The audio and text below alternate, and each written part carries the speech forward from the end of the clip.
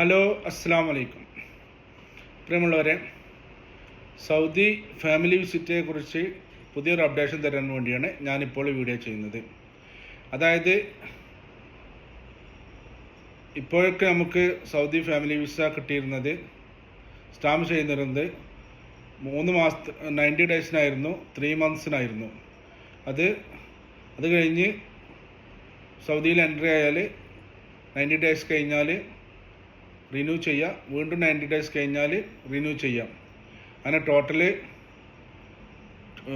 270 days, അതായത് 270 ദിവസം നമുക്ക് കിട്ടുമായിരുന്നു. ഇപ്പോൾ മിഞ്ഞാന്ന് മുതൽ സ്റ്റാമ്പ് ചെയ്ത ആളുകൾക്ക് വെറും ഫസ്റ്റ് സ്റ്റാമ്പ് ചെയ്യുമ്പോൾ 60 ഡേയ്സേ കിട്ടുന്നുള്ളൂ.